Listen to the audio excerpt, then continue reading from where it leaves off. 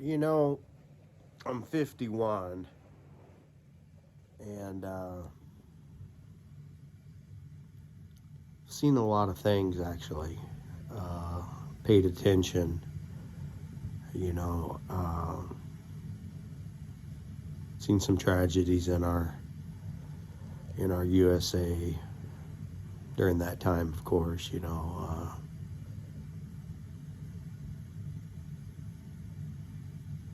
got the, I remember being a kid and the neighbor lady coming over and knocking on the door saying Elvis was dead. I remember that. I don't remember the day. I remember it was nice out though. Uh, Not really cold. It might have been. I don't know. I don't know. I remember then. I remember my mom on being on the phone calling and yeah, I remember that. I remember Superman, the one that got in the accident and got paralyzed. I remember that. Uh, World Trade Center bombings that happened in the basement area, I believe. I remember that. Uh, what was it? Challenger, Columbia. I get those two with Christy Kohalov in I think it was in 86. She was a teacher going up on the space shuttle actually, and it was too cold that morning, I believe, in Florida, and the O-ring leaked and it caught on fire, and of course everybody died on that, and that was tragic. I remember sitting in school, actually, I believe it was English class, and the principal coming over uh, the intercom telling everybody what had happened. It was pretty sad. It was it was a sad time. Yeah. And then it goes on. I remember the whole. There was a rash of airline hijackings there for a while. It seemed like, and I remember the one. I don't remember which one, but I remember where they had killed the pilot and they threw his body out the cockpit window. Just terrible, terrible, just terrible. I think that was in the 90s actually, that happened. And then just we had, then of course, Ruby Ridge. Nobody seems to remember that. Waco. Nobody really seems to remember that. Oklahoma City bombing. Tragic. Absolutely tragic. Along with Waco, too, of course. And Jim Jones, people don't talk about that much. They always say don't drink the Kool-Aid when actually it wasn't Kool-Aid. It was grape aid, I believe is what grape aid drink mix is what it was actually, with Valium, I think, or benzos or something they put in it, and yeah, just unbelievable. I remember that as a kid actually, when that happened. I don't remember how old I was, but I remember that happening. I remember the Super Bowl in the 6th grade. What was it? The frickin' Bengals or something like that. The Bengals or something. I don't know, but I remember it was hyped up big time in the 6th grade. Everybody, the Super Bowl was when I was in the 6th grade was a big deal that year for some reason. I don't remember why, because I never followed football. I wasn't really good at it, so I never really followed it. You know what I'm saying? I enjoyed playing it though a little bit, but yeah, I only played 7th, 8th, and 9th. It was junior high then. That was junior high. You did 7th, 8th, and 9th, and I played football all those years. Yeah, I enjoyed it, but it wasn't, when it came to high school, uh, I had a repeated grade in 2nd grade, and so when it came to high school, I was 16. I was ready to work, and it was all about driving and working. Uh, really didn't have any urges to do any sports at that time. I just didn't take no study halls or nothing, and graduated midterm. And I believe I was on the honor roll the whole time, actually. Could be wrong, but I think I was, actually.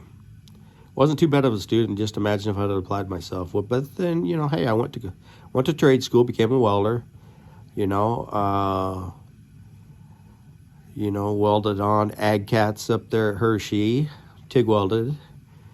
Moved to Kearney with my fiance, or I guess it was my girlfriend at the time. Later it was my fiance, but before that she was my fiance. But that's a whole other story. But anyways, yeah, I moved to Kearney. Worked in Shelton. That was 20 miles east of Kearney. Drove 40 miles a day to work. Made $5 an hour. Yeah, $40 a day. Got paid every Wednesday. Loved that job. Loved it. I built grain trucks. My boss would go and buy the old Coca-Cola trucks and take the aluminum body off of them and sell it and pay for the truck.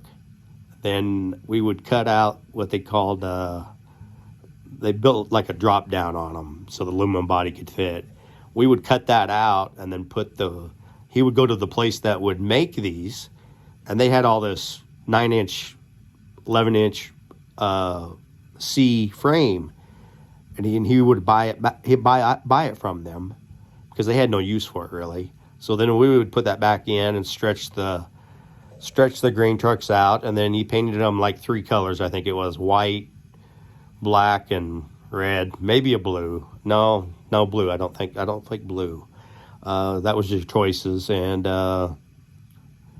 there were single axle. Sometimes we'd put a cheater axle on them, and hoist, and yeah, he sold grain trucks to farmers, and a very smart businessman. Told me one time how to make a business work, and you know what he told me? Buy something for $1 and sell it for $2. That's what he did, and he owned the gas station in town. He owned the cafe, the bar. He owned multiple rentals, properties all over. Very wise man. Lee Lacy. Learned a lot from that guy. Learned a lot from that business. If I wouldn't have worked at that business, I wouldn't have done as well as I did when I went to the railroad, actually, and quit working there. We didn't have anybody we watched out for one another, but it wasn't like, you had to be careful, man, because, there wasn't no payments you were going to get if you got hurt. It was kind of a different kind of a business. And so you were careful. You watched out for one another. You did things the right way. You didn't take risk. If you're having problems, you told everybody knew what was going on. It was kind of funny how it worked, and it worked well, actually. I'm sure he's still in business. I don't know if he's alive or not, though. I probably should get down there one of these days and say hello. He's getting probably up there in age a bit, because he was kind of up there in age a bit when I worked for him. Well, I guess. I think he was in his 60s when I worked for him, or late 50s anyways. We'll go with late 50s. But anyways, yeah. So I don't even know what I'm talking about now. Been 9 minutes. Oh my God. Just talking about silly stuff, and how life just kind of,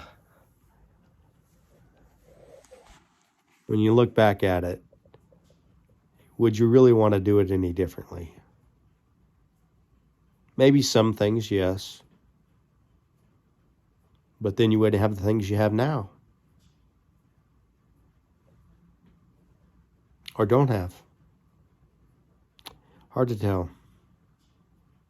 All I know is we're here for a very short time, and we're going to be dead for a very long time. And this is not a dress rehearsal, and we should make the best of it. And be careful what we do. But don't be afraid to get up at 3 a.m. and go take a dip in the lake. Enjoy life.